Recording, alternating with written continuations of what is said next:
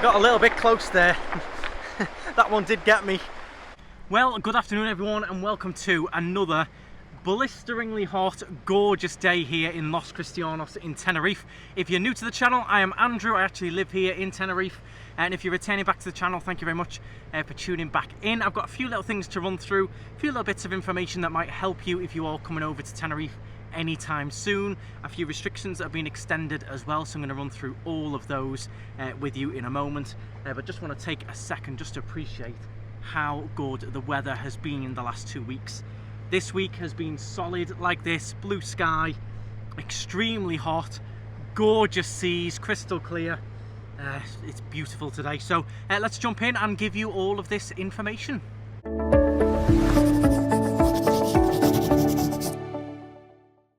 So I'm going to start off with Spain extends entry requirements for COVID from the UK for another month. So if you are travelling over from the UK, there is restrictions in place. The same ones that have been in place for the last month or so have now been extended to the 15th of July.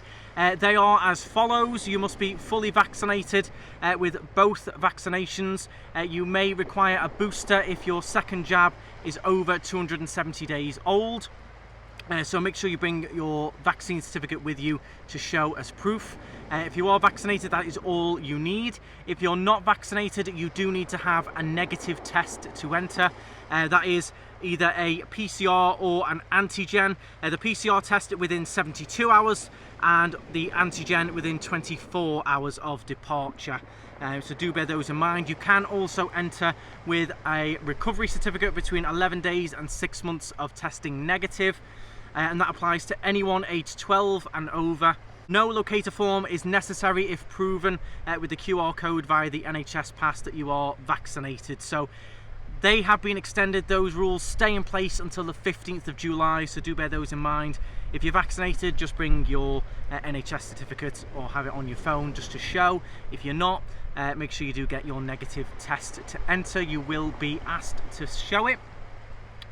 Next, a little bit of news that I want to run through is regards to flights. We're seeing a lot of disruption going on at the moment. British Airways seem to be the current culprits.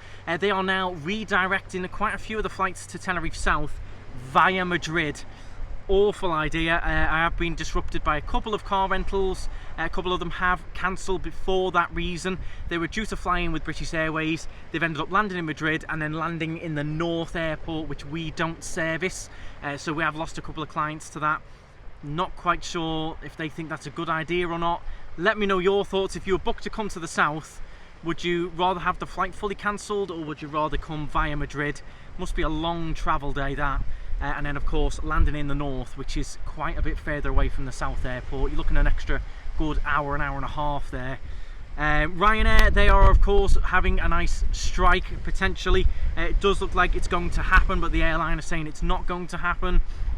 That is scheduled to go from the 24th, 25th, 26th, 30th of June, and then the 1st and 2nd of July. The unions and the airline representatives are miles away from reaching an agreement. So if you are travelling with Ryanair on those dates, do expect disruptions. They're talking about 300 flights and 50,000 passengers will be affected in the Canary Islands by the strike. So be aware of it. It's very hard to tell if it's going to happen or not.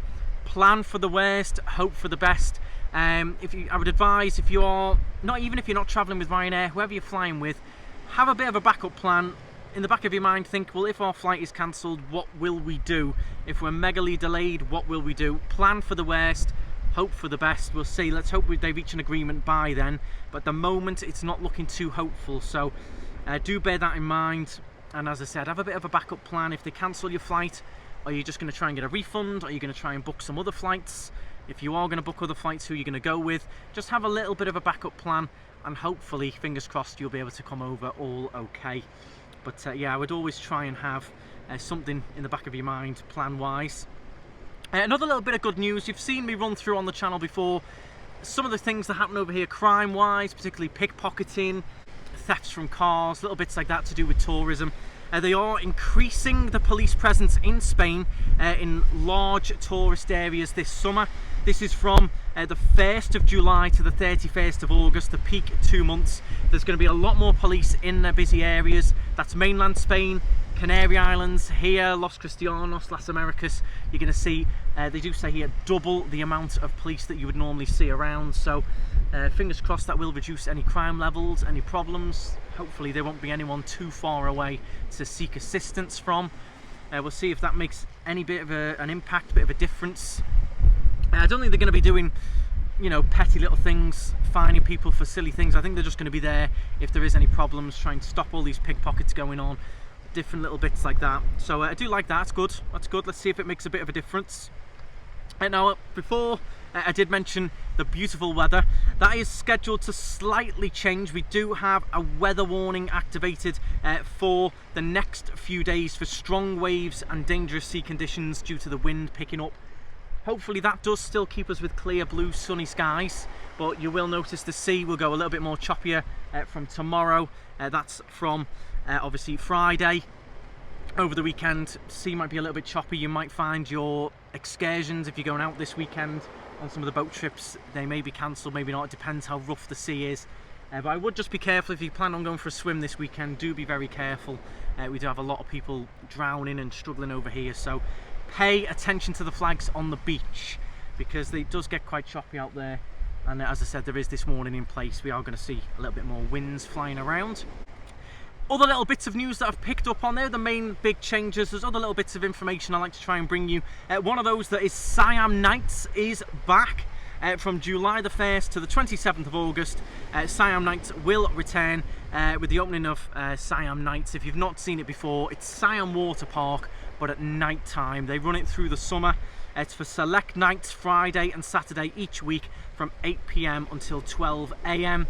Price is the same as the daytime, €40 for adults and €28 for children. I've been a couple of times. It is very good fun. It's normally A, very, very quiet.